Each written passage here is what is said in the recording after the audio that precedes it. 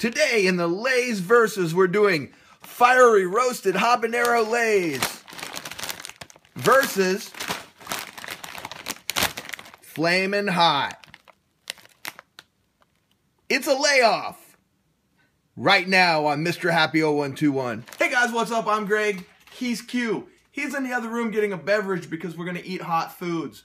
So rather than just like hang out, look at the camera, I thought I'd get started.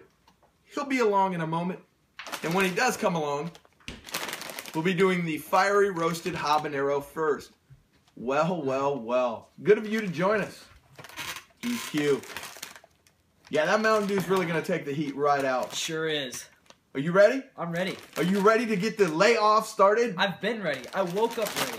All right, let's do this. We're going to do the new flavor first.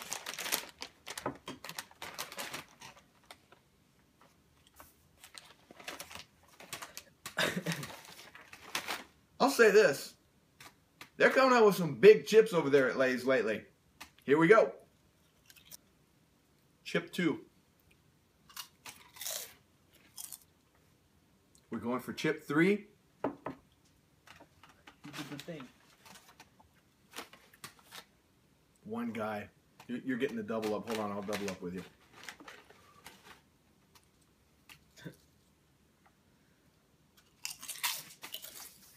As with yesterday, I'm going to go ahead and write down my grade on this right now so we don't forget after trying the other.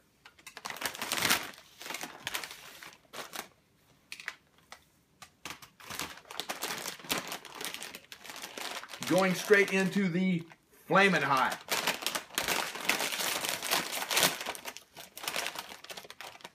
Now, we've tried these. We even have a video where we did the Flaming Hot. If I can find that video, I'll put the link here. If the link don't show up, I got lazy. Oh, they got... It's menacing, doesn't it? It's fairly menacing from what I remember. Are you ready? Yeah. After the other one, that one does not seem as hot. Surprising. Yeah, getting a little bit hit. Kind of like what happened to us with that boneless wings that time when we did the hot one. Oh, first. Yeah. Like everything else, you're kind of like, eh. What? Drink a lot of soda. We're going to do one more chip after this. You can go ahead and drink, buddy. Nah, I just got it. Hopefully this will be enough to... You gonna pace yourself? Yeah. Chip 3. Now we'll take a small break while he finishes that and goes and gets more. You'll see a cut here somewhere. And then suddenly we won't be in the same spot we were because I'm lazy and I use jump cuts. I think this did it, actually. Really? Yeah, really. No. Here comes that jump cut we were talking so much about. We've hit upon a disagreement. I'm actually going to have to do math to figure out the winner of this. So you'll excuse me for a minute as I use math.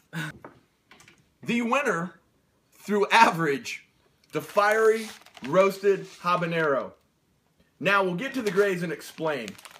Basically what we did, because we each picked a different one with a better score, we averaged the two scores and the one with the higher average score won. So on average, the Fiery Roasted Habanero wins. I gave it an 87. You gave it a 78. 78. I liked it. I thought it had a little sweetness to it. And I'll say this, it was pretty damn hot. But unlike, say, Cheetos, they're Fiery Hot, or what's their... Flamin' Hot? Flamin' Hot. Yeah. Cheetos Flamin' Hot, to me, doesn't have a flavor. It just tastes like burn your mouth. This has flavor. So, yeah, I'm good with it. And I actually liked it a little bit better than yesterday's winner, the Gouda. Or the other sour cream. So, for me, for the week, this one's ahead on points. I felt that one was like a little bland. Just a little bland. I don't know. This guy. This See, guy. That's where I come in with this one. I feel this one is a little bland. I gave it a 78. Now, it's hot. It's but hot. That's what I get from it. Heat flavor. I gave it an 82. I liked it. I felt like there was a flavor before the heat set in. And I like that flavor. Don't like the heat, but for what it is, it's an 82. So there you go. I gave it a 78. He gave it an 82. Who knew you were going to need an abacus to follow this? I didn't think we were going to have it that hard. But the winner, by average, Fiery Roasted Habanero. Now then, we're going to jump right into the question of the day that we teased yesterday. Question of the day. Do you believe in aliens? Well, yeah, I believe there's aliens. I don't think they've necessarily come to Earth or among us or whatever, but the universe is huge, right? I'm sure that somewhere in there's aliens. And isn't there we've discovered many planets that are in the Goldilocks zone? You know what that is? I've heard of it. Yes, isn't that kind of proof, kind of? Anything that's life? Yeah. Or that can support life. Oxygen-based life, anyway. Look at the big brain on Brad over here. See, now mine is purely pragmatic why I say this. I have actually seen something that led me to believe there could be something. Really? It's true. You want to? I think you told me about this. You want to hear a story, kids? Story time. Here's my alien encounter.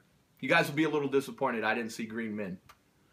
When I was really young, probably between the ages of 12 and 14, I used to go camp with my father often, and we would do a thing called running a trout line. You take a long piece of rope and you run it along both sides of a river. You put hooks on it, and then you put large chunks of meat or entire fish on these hooks. What you're trying to catch is a gigantic catfish anywhere between 10 and 140 pounds. Wow. The catfish get really active at night, so you bait it just about dawn or dusk. You go back to your camp, you either go to sleep or in some cases people drink. Now I was too young to drink, but there was some drinking among other people. About 2 a.m. you go back out, so we go back into this, what basically, it's a riverboat or a canoe. It's very hard to tip over, it's wide-bodied, and it had a little bitty trolling motor on it. It was about 2.5 miles down this river, and keep in mind we were in the middle of nowhere. Yeah. Absolute nowhere. You couldn't even see the glow of a city anywhere in the distance. That's how far in the middle of nowhere we were. We were in the middle of nowhere to the point that no one could hear you scream. You guys are out in the sticks. Very much so. 3 a.m. we run the trout line, and as we're going down the trout line, you put your boat beside it and you run along the side. For those of you that know what this is, those of you don't, it's probably not a good explanation. We're about halfway through the middle of the river, and a light off in a distance starts getting closer. It starts out looking like a star, but then it starts to zigzag across the sky. At first, we thought it was kind of unusual, so we keep running the trout line. We finish up, we drop the line in, and we turn around to go back. At a certain point, we turn around, and the light literally is hovering above us. But I would say it was probably 40, 50 feet in the air, and it was silent. But here's where this gets really weird. Everything was lit. You could see both sides of the bank. You could see everything just like you can right now. Complete silence. It wasn't even the silence of not hearing something above you doing that. If you're out in the woods or a forest at night, especially here in Arkansas, you hear bugs. Bullfrogs or... Yeah, all kinds of crickets chirping. There was no sound. You didn't even hear the water running. It was an absence of sound. That's weird. Well, here's what's weirder. We could hear each other speaking to each other. It was me and my dad and this old wino dude that used to just go out because he was the only person dumb enough to get in a boat with us at 2 in the morning and go run a trout line. We were talking about it, but we were really calm. Now, as I describe this to you now, I can't even tell you why we were calm or why we didn't seem that concerned about it. We just said, that's really weird. Now, thinking about it now, if I'm out in the middle of nowhere and a light suddenly drops down above me and everything goes silent, I'd be freaking out. Really? Yeah, but there was no freak out. Nobody was even concerned. We were just like, that's really weird. We continued up the river and this thing hovered above us for probably 5 minutes. Completely silent. It then went straight up, the light went out, and then it appeared off in the distance. The light came back on with the beam coming down. We got to the shore. It came back to the middle of the river, I don't know, 20 feet from us, but still way up in the air. And then went down and then shot straight up in the air. That's strange. Got back to camp, and now as I get older, you read all these tales. I don't have any weird marks. I have no memories of being on a spaceship, no aliens. I'm just saying it was just a light. But when we got back to camp, the campfire was out, which is weird because we had just built it up before we left. And if you know anything about campfires, it takes wood a long time to burn, like hours. We loaded up the campfire and then went and got on the boat. There was nobody in the camp for us to, like, say anything to. And, like, I don't remember anybody saying anything. I didn't wear a watch. I was a kid. So I don't know if there was time displacement. It was just really weird.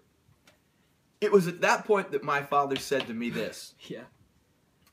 We were sitting around the campfire talking about how weird it was, and it started to sink in. My dad said, I don't know what you guys are talking about. This is crazy talk, and if we go tell anybody this, basically, they're going to say we're crazy. So me and the old man, we were like, no, man. We would bring it up every once in a while, and my dad would just be like, nah, you guys are crazy. You guys are crazy. I knew that he knew it happened. Towards the end of his life, now he denied this for like 20 years. He would always just be like, no, never happened. Towards the end of his life, he was dying of cancer, and he didn't have much time left. So it was just me and him, and I asked him straight up. I said, will you quit screwing around and tell me that you saw that light and you remember it? He says, yeah, I remember it. He says, but nobody's ever going to believe it. You're just going to sound like a crazy person telling people this. He says, so, yes, I remember it exactly as you said, but I'm never going to admit it. Wow. So there's my story about aliens. Now, that could have just been the U.S. government testing something. It could have been. I mean, I don't know what kind of tests they're going to do flying over 3 guys in the river in the middle of the night. But then again, what kind of test are aliens doing flying over 3 dudes in the river in the middle of the night? It makes no sense to me. I can't make it make sense to you, but it did happen. Still interesting. It's interesting. I don't know. So I put my belief in something at like 80%. 80%? Like if I turned on the TV tomorrow and aliens had landed, it would be that thing in the back of your mind where you were kind of like, I knew it! You know what I mean? I know what you mean. I don't know if you call that faith or just like, I knew it.